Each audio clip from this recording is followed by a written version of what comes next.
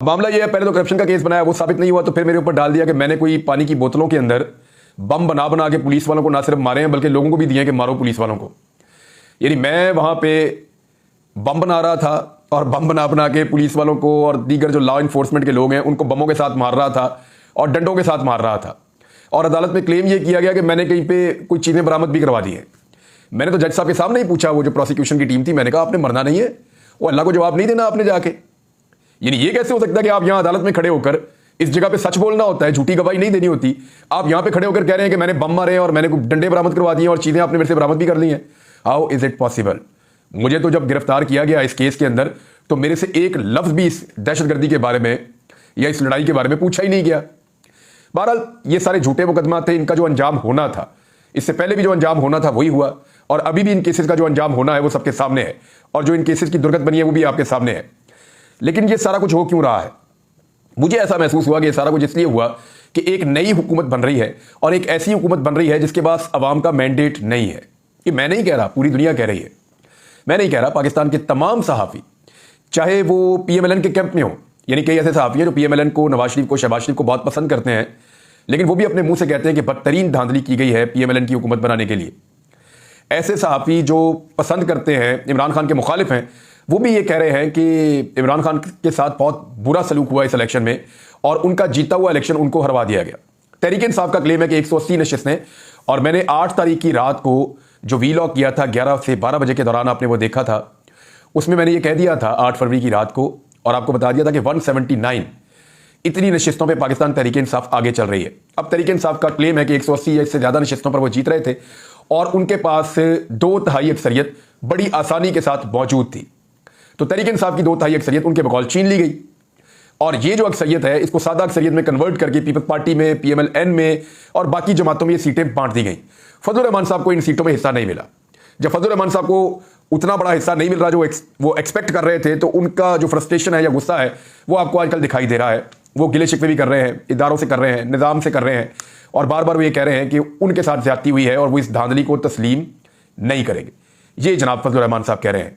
अब हुकूमत जब बन रही थी तो मुझे ऐसा लगा कि आवाज़ों को दबाने के लिए मुझे उठाया गया और भी सहाफ़ियों को गिरफ्तार किया गया। इस्लामाबाद में गिरफ्तारी हुई, बाकी सहाफ़ियों को हरासा किया गया, थ्रेट किया गया।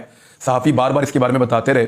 तो एक तो मैं शुक्रिया अदा करना चाहता हूँ तमाम सहाफ़ियों का, ख़ास तौर पर जिन लोगों ने आवाज़ उठाई पूरे पाकिस्तान के अंदर, और बिलखुसूस उन सहाफ़ियों का जो मेरे लिए अदालतों में आए, ख़ास तौर पे कोर्ट रिपोर्टर्स, करंट अफेयर्स के एंकर्स और ऐसे एंकर्स जो इंफोटेनमेंट के प्रोग्राम्स करते हैं, वो भी हमारे बहुत अच्छे दोस्त हैं, वो भी आए। जो लोग सोशल मीडिया के ऊपर अपने वीलॉग्स करते हैं, प्रोग्राम्स करते हैं, वो भी आए। तो मैं तमाम सहाफ़ियों का दिल की गहराइयों से शुक्रिया अदा करता हूँ कि वो इस मुश्किल वक्त में आवाज़ बने कि सहाफ़ियों को बंद करना, उनकी आवाज़ें दबाना ये दुरुस्त इक़दाम नहीं है। अब धांधली की बात खाली मैं तो नहीं कर रहा, पाकिस्तान के हर शहर की गली कूचे की दीवारों पे लिखा हुआ है कि जीता कौन है।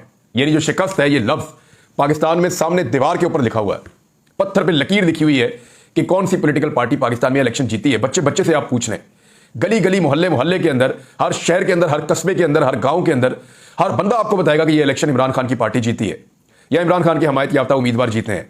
लेकिन साथ ही आपको वो ये बताएंगे कि उसके बाद एक धांधली हुई, फॉर्म 45 के बजाय फॉर्म 47 जारी किए गए जो फॉर्म 45 के मुताबिक नहीं थे, और फॉर्म 47 की जो पर्ची है उसके ऊपर शहबाज शरीफ को वफाक में और मरियम नवाज को पंजाब में हुकूमत दे दी गई। मैंने आपको एक खबर दी थी और मैंने आपसे कहा था कि बहुत बदमज़ा होने वाले हैं नवाज शरीफ। नवाज शरीफ के लिए अच्छी खबर नहीं है, नवाज शरीफ को इक़्तिदार नहीं मिलेगा, और वो खबर सच साबित हुई और आप सारे इस बात के गवाह हैं। अब मैं आपको बताता हूं, सिर्फ चंद महीनों की मौजें हैं और उसके बाद इस हुकूमत के साथ जो होनी है वो सारा तमाशा आप भी देखेंगे। किस बुनियाद पे मैं ये बात कह रहा हूं, आने वाले वीलॉग में वो सारी बुनियादें मैं आपके सामने रखूंगा, लेकिन आज कुछ अहम चीज़ें हैं वो आपके साथ मैं शेयर कर देता हूं। सबसे पहली चीज़ ये है कि साइफर का मुकदमा, मैंने आपसे अर्ज किया था जब ये मुकदमा तीनों, एक साइफर का था, एक इद्दत में निकाह का था और एक तोशा खाना का था, जिस उजलत के अंदर एक हफ्ते के अंदर अंदर ये सारे मुकदमात के फैसले सुनाए गए और जिस तरीके से रात के टाइम पे अदालतें लगाई गई, जिस तरीके से हक ही नहीं दिया गया इमरान खान साहब के या शाह महमूद कुरैशी साहब के वकला को कि वो वहां पे दलाइल दें या वहां पे जरा करें। तो जब ये सारी चीजें खत्म हो रही थी तो मैं आपको कह रहा था कि इन ट्रायल्स के अंदर जानबूझकर ऐसी गलतियां मुझे दिखाई दे रही हैं जिनका फायदा आने वाले दिनों में इमरान खान को या शाह महमूद कुरैशी को होगा, और अगली स्टेज के अंदर जो अदालतों के अंदर ये केसेस जाएंगे तो ये उड़ जाएंगे केसेस, इनकी कोई हैसियत नहीं रहेगी। अब इस्लामाबाद के अंदर ये केस लगा है, इसके कुछ फैक्ट्स हैं जो मैं आपके साथ शेयर कर देता हूं साइफर वाले मुकदमे के। और इस केस के अंदर इस्लामाबाद हाई कोर्ट के जो चीफ जस्टिस हैं वो इस केस को सुन रहे हैं। हालांकि पाकिस्तान तहरीक इंसाफ के हवाले से ये बार बार हैरत का इजहार किया जाता है कि तहरीक इंसाफ के हर मुकदमे में कादी फायद ईसा साहब जो सुप्रीम कोर्ट ऑफ पाकिस्तान के चीफ जस्टिस हैं वो क्यों केसेस सुनते हैं। हालांकि पीटीआई के लोगों को ये लगता है कि शायद कादी फायद ईसा साहब जो भी फैसला देते हैं वो पाकिस्तान तहरीक इंसाफ के खिलाफ ही जाता है, चाहे वो बल्ला वापस लेने का फैसला हो। यानी पेशावर हाई कोर्ट ने कह दिया था कि बल्ले का निशान तहरीक इंसाफ का हक है, लेकिन वो हक जो है वो वापस हो गया जब कादी फायद ईसा साहब की अदालत में ये केस गया। और बल्ले का निशान वापस होने का आज नतीजा ये है कि एक हॉर्स ट्रेडिंग का बहुत बड़ा बाजार खुला।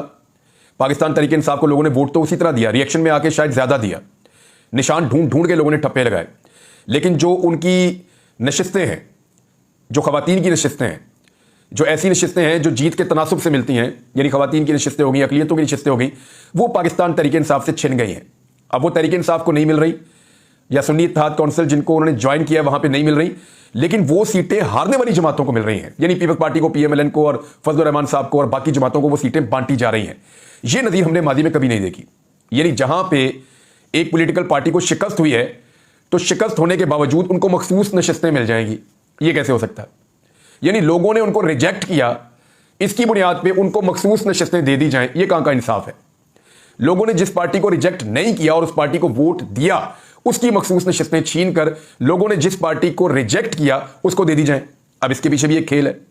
मैं जो कोर्ट रिपोर्टर हैं इस्लामाबाद के, बड़े सीनियर जर्नलिस्ट हैं, जिनमें सदीक जान एक बहुत बड़ा नाम है, साकिब बशीर साहब हैं, कुछ और दोस्त हैं, उनसे जब बात होती है तो बड़ा क्लियरली बता रहे हैं कि उनको यह दिखाई दे रहा है कि 224 का नंबर पूरा करने की कोशिश की जा रही है, कि किसी तरह भी शहबाज शरीफ के पास 224 का नंबर होना चाहिए, 2/3 अक्सरियत, क्योंकि कुछ ऐसे कवानीन हैं जिनके ऊपर कानून साजी होनी है, कुछ ऐसी चीज़ें हैं जिनके ऊपर कानून साजी की जाएगी और वो 224 का नंबर होना जरूरी है। उसमें एक चीज़ ये भी कही जा रही है कि कादी फायद ईसा साहब को एक्सटेंशन मुबज्जना तौर पर मिल सकती है, जिसके बाद वो एक लंबे अरसे तक के लिए चीफ जस्टिस ऑफ पाकिस्तान के ओहदे के ऊपर बराजमान रहेंगे। लेकिन कादी फायद ईसा साहब रहते हैं तो फिर हालात पीटीआई के लिए क्या होंगे वो आप अंदाजा कर सकते हैं, क्योंकि इससे पहले उनके तमाम फैसले पाकिस्तान तहरीक इंसाफ के लिए मुश्किलात ही पैदा करते चले आए हैं। अब इसी तरह इस्लामाबाद हाई कोर्ट के जो चीफ जस्टिस हैं वो जब केस सुनते हैं पाकिस्तान तहरीक इंसाफ का, तो तहरीक इंसाफ के लोगों को हैरत होती है कि एक तासुर बना हुआ है कि ये इस्लामाबाद हाई कोर्ट की चीफ जस्टिस तहरीक इंसाफ के खिलाफ ही फैसला आएगा, इनकी तरफ से जब भी आएगा। इससे पहले ऐसी कुछ मिसालें मौजूद भी हैं, तो वो भी इस केस को सुन रहे हैं। साइफर वाला केस उनके पास आया, लेकिन केस में इतनी बड़ी बड़ी गलतियां हैं जो पॉइंट आउट हुई हैं, बहुत सारी चीज़ें हैं, आपने बहुत सारी चीज़ें आप तक पहुंच भी गई होंगी। मैं सीधा सीधा चीज़ें आपको बता देता हूं। सलमान सफदर साहब जो है वो वकील हैं पाकिस्तान तहरीक इंसाफ के बानी इमरान खान साहब के, और इनके अलावा जो है वो शाह महमूद कुरैशी साहब जो हैं उनके ऊपर भी यही केस है। इस केस की जब समाअत हुई तो उन्होंने कहा जी 5 अक्टूबर 2022 को एक इंक्वायरी शुरू होती है इस केस से मुतालिक। ये सलमान सफदर साहब अदालत को बता रहे हैं। उन्होंने कहा कि इस हवाले से, इस इंक्वायरी के हवाले से कोई दस्तावेजात अदालती रिकॉर्ड पर नहीं है। ये बहुत अहम नुकता है। फिर उन्होंने कहा कि अगर ये दस्तावेज ही रिकॉर्ड पर नहीं है तो केस की बुनियाद ही नहीं है, केस तो खत्म हो गया, शुरू होने से पहले ही केस खत्म हो जाएगा। और ये बड़ा अहम नुकता है, जिस चीज की बुनियाद के ऊपर ये सारा केस खड़ा किया गया वो बुनियाद ही मौजूद नहीं है अदालती रिकॉर्ड के अंदर। फिर तफ्तीशी अफसर ने अपने बयान में यह बताया कि 5 अक्टूबर को इंक्वायरी DGFIA की हदायत पर शुरू हुई। DGFIA ने अगर हदायत दी है तो उनका बयान रिकॉर्ड होना चाहिए था, और वो इस केस में गवाह भी नहीं बने। ये भी एक बड़ा अहम नुकता है। साथ उन्होंने कहा इंक्वायरी कंप्लेंट दायर होने से पहले शुरू हुई, यानी एक तरफ अभी तक कंप्लेंट दायर नहीं हुई, शिकायत दर्ज होने से पहले ही इंक्वायरी शुरू हो गई। इस तरह तो पूरा का पूरा स्ट्रक्चर ही तबाह हो गया इस मुकदमे का। यह है जी पाकिस्तान तहरीक इंसाफ के केस का एक हिस्सा। दूसरा हिस्सा इसका यह कहता है कि जिस उजलत के अंदर यह ट्रायल हुआ यह बहुत अजीब है। अच्छा, यह मामला जो है ये जजेस ने भी उठाया, यानी जस्टिस मियां गुल हसन औरंगजेब साहब ने कहा कि ट्रायल की इतनी जल्दी क्या थी, ये उन्होंने सवाल उठाया। इस पर वकील साहब ने कहा कि शायद ये किसी डेडलाइन को पहुंचना चाह रहे थे, और वो आप लोगों को आइडिया है कि इलेक्शन क्योंकि बिल्कुल सर पे था, तो उससे पहले पाकिस्तान तहरीक इंसाफ के बानी चेयरमैन इमरान खान को पे दर पे सजाएं सुनाई गई 31 साल तक, और इससे ये तासुर बनाया गया कि शायद इससे लोग मायूस हो जाएंगे और वो फिर इमरान खान को वोट नहीं डालेंगे कि इस बंदे ने तो 30-31 साल जेल में ही रहना है, तो जिस बंदे ने जेल में ही रहना है तो उसको वोट डालने का फायदा क्या, तो शायद वोटर बाहर नहीं निकलेगा। लेकिन ये फॉर्मूला काम नहीं किया, लोगों ने हैरान परेशान कर दिया 8 फरवरी को। और शिकस्त जो है, जैसे मैंने पहले आपको कहा कि पाकिस्तान में हर दरो दीवार के ऊपर शिकस्त को लिख दिया पाकिस्तानियों ने। जिसने आज पढ़ना है आज पढ़ ले, जिसने कल पढ़ना है कल पढ़ ले, जिसने 1 साल के बाद पढ़ना है वो 1 साल के बाद पढ़ ले। लेकिन 6 महीने मैं आपको बता रहा हूं वो एक ऐसा टाइम है कि उसके बीच में बहुत सारी चीजें बदलेंगी। जैसे नवाज शरीफ बहुत बदमजा हुए थे, अभी और बहुत सारे लोग बदमजा होने वाले हैं। अब आ जाए इस बात के ऊपर कि अदालत ने किस तरीके से सरकारी वकला को मुकर्रर किया, इमरान खान के बिहाफ पे और शाह महमूद कुरैशी के बिहाफ पे, और किस तरीके से जल्दी जल्दी नोटिस और डेडलाइंस जारी की, और वो नोटिस जो है वो ऊपर नीचे जारी कर दिया आधे आधे घंटे के वक्फे के अंदर। ये वकला ने सारी चीज़ें आज रखी हैं अदालत के सामने। तो मैंने आपसे कहा था कि चाहे वो तोशाखाना का ट्रायल है, चाहे वो साइफर का ट्रायल है, अब ये साइफर वाला ट्रायल जो है इसको लाइव टीवी पे दिखाना चाहिए। आज कुछ साफी ये कह रहे थे, वो कह रहे थे अदालतों में आज हमने जो मनादिर देखे हैं ना इमरान साहब, इसको तो टीवी के ऊपर लाइव दिखाना चाहिए ताकि पाकिस्तानियों को पता चले कि कानून के साथ कैसा भोंडा मजाक हुआ है साइफर के ट्रायल में, और इतनी गलतियां हैं उसके अंदर कि ये टिक ही नहीं पाएगा अदालत में। अब डिपेंड करता है कि अदालत कितनी जल्दी और कैसा इंसाफ फराम करती है। इसी तरह जो तोशाखाना केस है वो भी नहीं ठहर पाएगा, और इद्दत में निकाह वाला केस तो वैसे ही मजाक का केस है, वो भी उड़ जाएगा। अगर ये मुकदमात खत्म हो जाते हैं तो इमरान खान साहब को आज़ादी मिलना यकीनी हो जाएगा, क्योंकि कल भी वो 2 मुकदमात में से निकल गए हैं इमरान खान साहब, जो उनके ऊपर मुकदमात बनाए गए थे कोई तशद्दुद के और दीगर चीज़ों के, उसमें से इमरान खान साहब कल भी बरी हुए हैं। तो इस तरह वो चीज़ों में से निकलते चले जा रहे हैं। अगर ये मुकदमात खत्म हो जाते हैं आला अदलिया से, तो उसके बाद इमरान खान साहब की आज़ादी के रास्ते की रुकावटें दूर हो जाएंगी। कुछ और खबरें भी हैं जिनमें हसन और हुसैन नवाज साहब के मुकदमात जो हैं वो एकदम ही छूमंतर हो गए। यानी जो लोग 7 साल से उनके मुकदमात खत्म नहीं होते वो 7 घंटे के अंदर खत्म हो गए, वो वापस आए और आके छा गए। यानी हैरत होती है पाकिस्तान के निज़ाम के ऊपर कि अगर वो किसी को इंसाफ देने पे तुल जाए निज़ाम, तो इतनी स्पीड में इंसाफ देता है कि इंसाफ भी हैरान हो जाता है। और अगर इंसाफ ना मिल रहा हो तो क्या होता है वो भी आपके सामने है। यानी दोनों भाई आए, ऐसा लगता है फरमाइश पे आए, आते ही इंसाफ लिया। जैसे नवाज शरीफ साहब आए थे, उनको आते ही कैसे प्लेट में रख के इंसाफ, एयरपोर्ट पे इंसाफ चल के गया नवाज शरीफ को मिलने के लिए, और नवाज शरीफ साहब की दहलीज के ऊपर उनको इंसाफ मिल रहा था। ये भी होता है इस मुल्क के अंदर, आप देख सकते हैं। नवाज शरीफ साहब के वापस बाहर जाने की खबरें हैं। वैसे उनका अब जाना ही बनता है नवाज शरीफ साहब का, क्योंकि उनको अपने आप को एक नई लड़ाई के लिए तैयार करना है। इस्लामाबाद के हलकों में बाज़गश्त है कि नवाज शरीफ साहब जो उनके साथ ज्यादती हुई है, जो उनकी अपनी पार्टी के लोग कह रहे हैं कि नवाज शरीफ के साथ ज्यादती हुई है, नवाज शरीफ साहब इस ज्यादती को ज्यादा देर तक बर्दाश्त नहीं कर पाएंगे। सिंध के डाकू है कच्चे के, उनके बारे में बात करनी है। नेक्स्ट वीलॉग में आपके साथ बात करूंगा। अली अमीन गंडापुर के वारंट हैं, उनके ऊपर भी बात करेंगे।